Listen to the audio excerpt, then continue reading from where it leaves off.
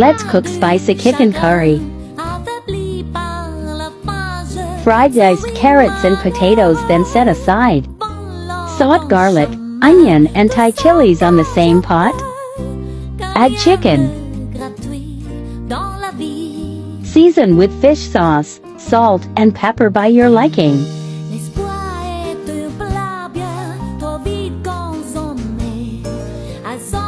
Then 1 tablespoon curry powder.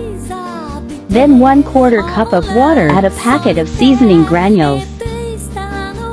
Add 3 to 4 cups of coconut milk. Stir and let it boil for 15 minutes. Then add your fried carrots and potatoes back. Add a whole chopped bell peppers and then let it simmer for 15 minutes on a medium heat, then enjoy.